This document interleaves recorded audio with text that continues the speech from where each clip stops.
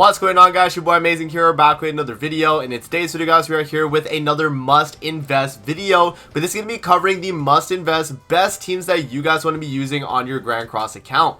So with my last must invest video, guys, a lot of you guys had critiques of saying that, Amazing, maybe you should be doing more, team oriented structure instead of just basing it on, singular units. Last time I did my festival ranking, a lot of people were confused on why I said, Demon King or, Mael, and ranking these like different festivals in terms of priority. And so what I wanted to do in today's video is more so kind of lean towards the kind of team building aspect of Grand Cross, guys, and kind of talk about what teams that I would recommend you guys build just based on all of that. So yeah, we're gonna hop in probably the three teams here, I would say, probably top three teams, we'll see.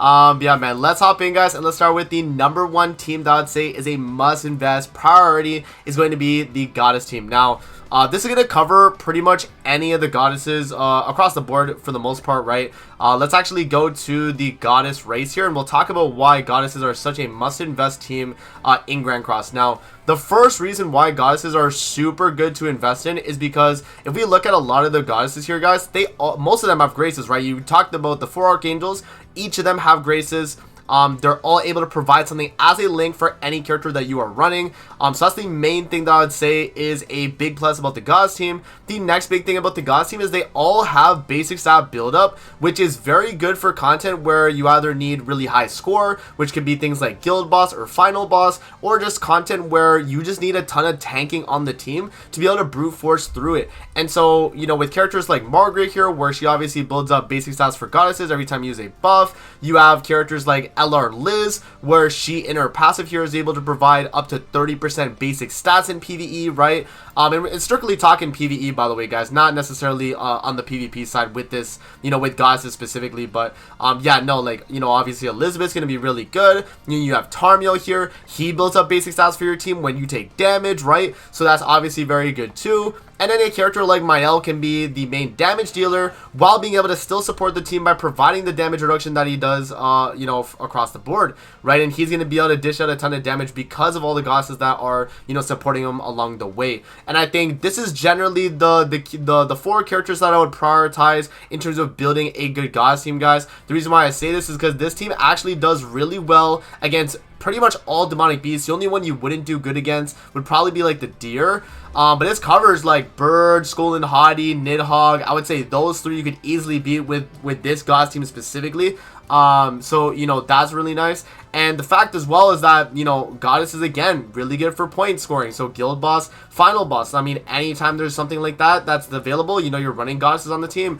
And a lot of these characters, again, have value with the links, being able to run Mael link on someone if you've already built your Mael, right? If you run a Red Tarmiel link is a very insane link, right? We know that already, guys, that a lot of these links are very strong. So yeah, man, I would say goddesses would be my number 1 priority team just for general PvE content. Because for the most part, if you're running goddesses, guys, you're pretty much beating, all content in the game in terms of PvE wise, right? The only one you're not able to beat with this team in PvE is going to be Demon King Battle and maybe some, some situations on Deer if you don't have like a green unit. But obviously you can swap in, let's say we wanted to do a green unit, we could do either Sariel or Green Elat, right? And we would have a green slot, or even maybe just this Danafor Liz just have the green slot, right? It depends. But yeah, man, goddesses, guys, my number 1 most priority team overall in Grand Cross, just because of how strong they are in PvE, and they cover a lot of content for you to be able to clear. Now, the next team, guys, that I actually recommend you guys build would actually be the Sins team. And this is a team that is just going to kind of naturally build itself, I guess, in a way.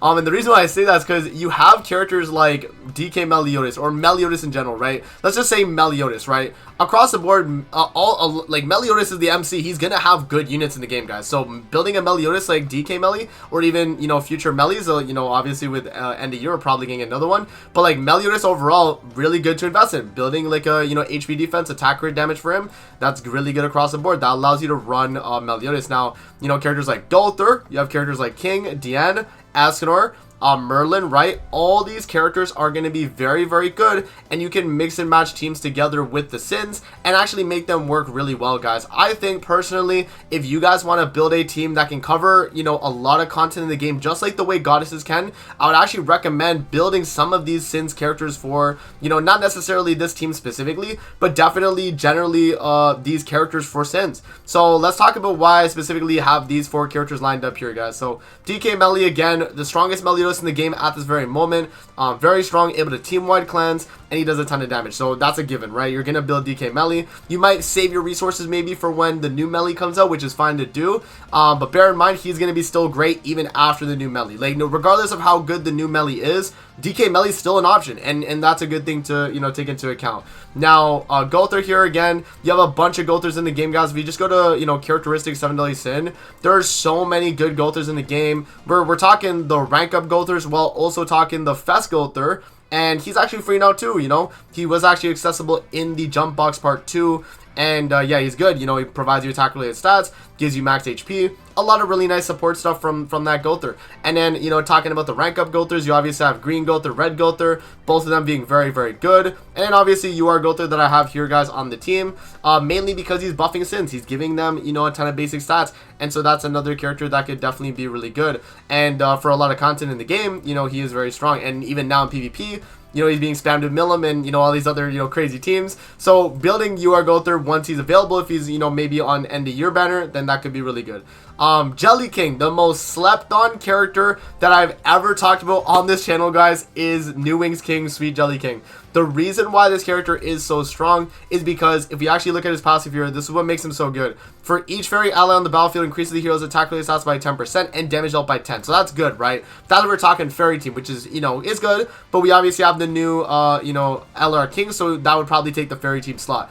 But now if we're talking about for each applicable ally, increases those allies' basic stats by 8% and increases the hero's damage dealt by 30% when attacking debuffed enemies. And if we're talking applicable allies, that's going to be 7 Deadly Sins characters, guys. So that's really good. And it's specifically speed, HP, and strength attributes 7 Deadly Sins, which at the moment we do not have, you know, like a UR Fest that's dark or light, you know, at the moment, right? So King is buffing this entire team. 8, 16, 24, 32% basic stats. And the amount of people that praise Nanashi Holy Relic, 30% basic stats. I mean, it's strong, right? Guess what? 32% for my boy King. He's cooking, guys. He's absolutely great for Sins, and I've run him on Heroes Arena in the past. Very good for going second strats. You just have so much basic stats. Yeah, I mean, you know, what else to say about this character? He's so good. LR Queen Diane, an absolutely absurd character. And now another character you can use in this slot for Diane would be Valentine's Diane. Both of them are great. Both of them have their, you know, different uses. I'd say Queen Diane more so for like PvP, whereas like Valentine's Diane definitely, you know, oriented towards PvE. But both of them can be good for their content that you're gonna run them on, and I think they're great. I think both across the board are great. Now, where would you use Sins in the game, guys? I mean, you can use them in PvE across all demonic beasts pretty much for the most part. You know, Melly, like yeah, so DK Melly and LR Liz would be used on Riot Tosker. Same with Jelly King. Actually, you can actually use him on Rat if you're doing a, you know, a very like floor 1-2 team, right? That is definitely accessible. Across the board for like other demonic beasts though, guys, Nidhogg Melly is really good on. Same with Queen Diane, very, very good on that as well. We're talking Skull and Hadi. I mean, you know, Melly again would be really strong. Astra would be really strong. You know, yeah, Gulther wouldn't be really good on those demonic beasts, but definitely an option. And Gulther actually on Riot Tosker is a viable option too, so, you know, bear that in mind. Now, talking specifically about like Demon King though, right? Demon King, this team, in my opinion, is the best team for Demon King. You would run, instead of this Dan, you would run Valentine's Dan, but overall, guys, I would say this is the best team for Demon King Hell, just across the board, because you have, you know, 30% base stats from you, 30%, 32% from you, 20% base stats from you. Melly does a ton of damage. You rank up onto Melly. He does rank 3 skills. Does just one bangs the Demon King. He's super, super good. I really like this team a lot, guys. I think this is a, you know, one of the best teams to definitely invest in on your account. And in my opinion, one of the higher priority teams overall.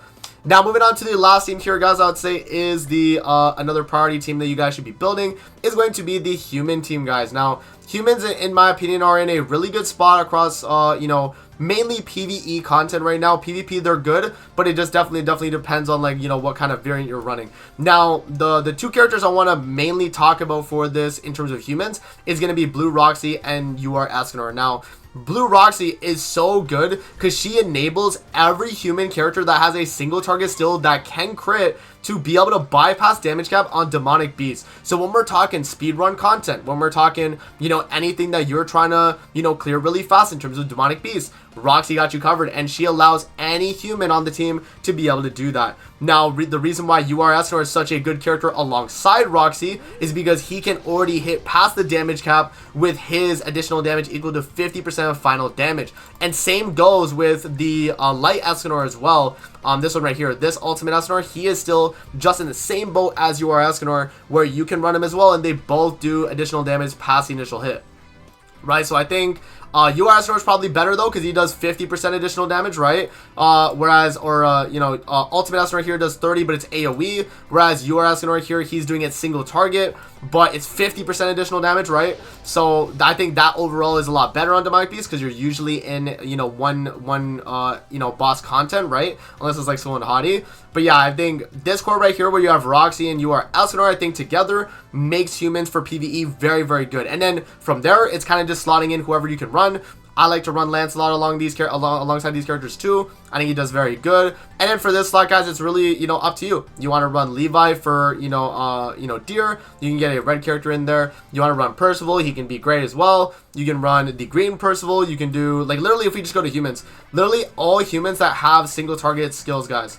Single target skills that can crit human-wise. LR Lilia, Chaos Arthur, very good. Yeah, also for like PvP stuff too, right? This Percival, we talked about Lancelot. Scrolling down, Mikasa, if you have her from the Attack on Titan collab, very good PvE unit. Jenna's very, very good for, you know, attack related buff as well. Nasians, oh my gosh, I don't even need to talk about Nasians, y'all.